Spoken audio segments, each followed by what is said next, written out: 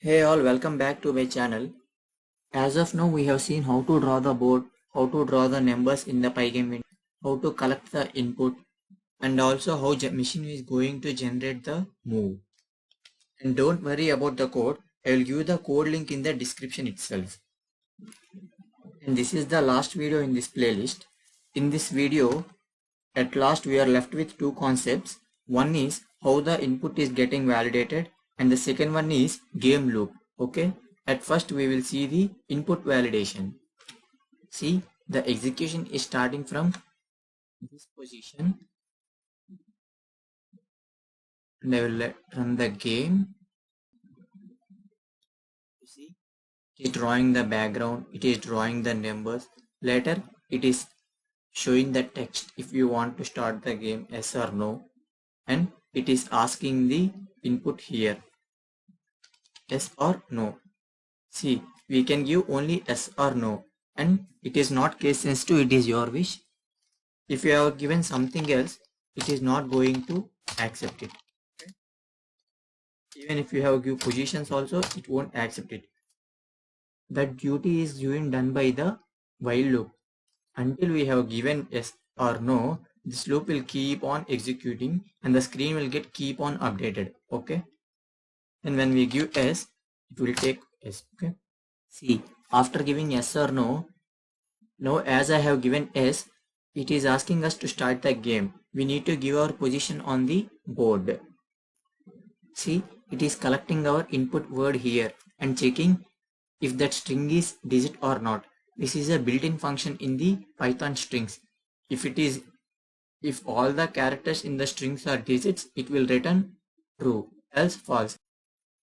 See, if you are not giving a digit, it will execute the if condition and the loop will keep on executing. Else, if you are giving a digit, it will take or it will deduct one from the digit, and the digit has to be in between 0 and 8 as per the system. Okay, that is also a valid validation.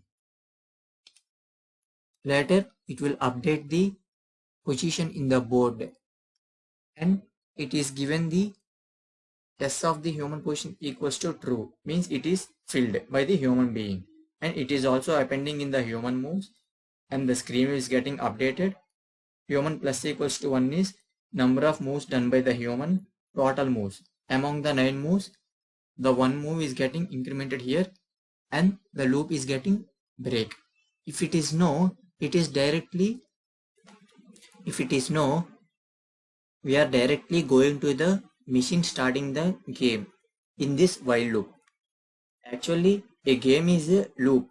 Until the game is over, the screen will keep on updating like a loop and the user will play the game. Okay, we can write the game loop function here only, but for our better understanding and modularity, I have separately written the game loop function in the app. This is the game loop function.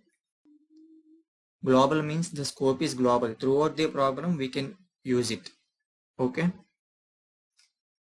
And here in the previous video, we have already seen in pg.event.get, every event we are doing will be stored.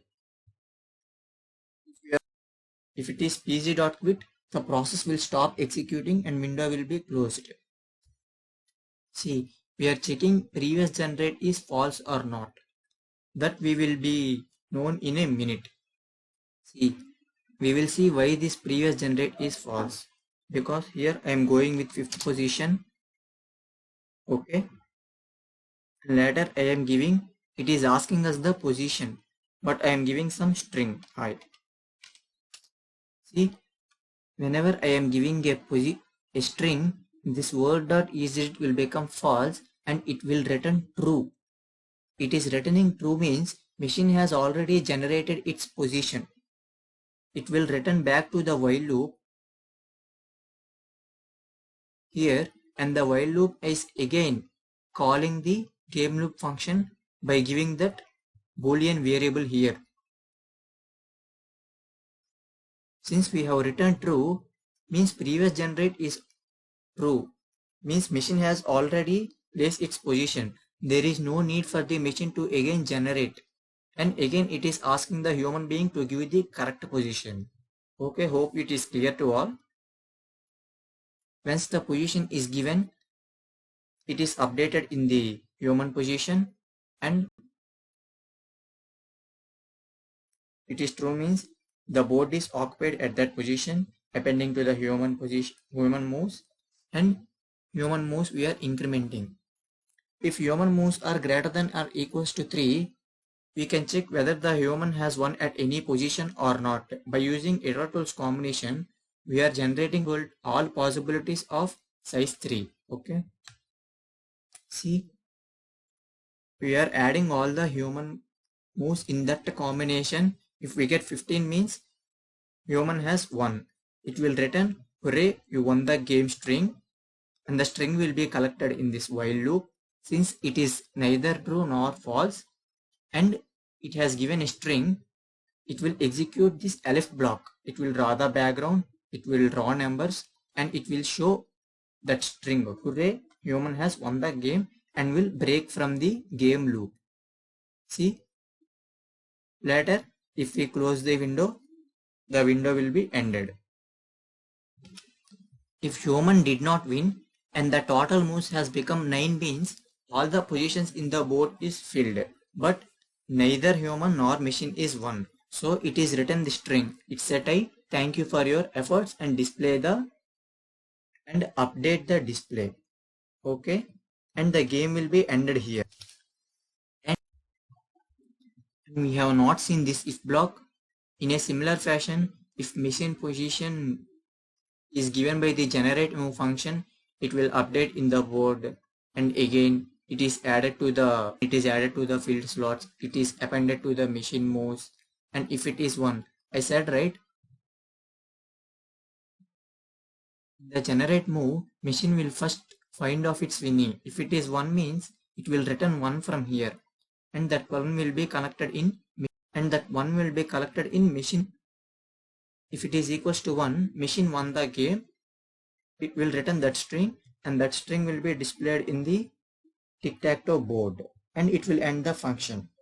This is how the game will run. And guys, this is what I have done till now, and if you want to do any improvisation, I suggest you to do the 2-player game in the same tic-tac-toe. Instead of machine playing as a player, you do 2 players giving as input, such that you can enjoy the game very well. And I will give you the code link in the description. Thank you so much guys for watching this series. Hope you have learned something new today.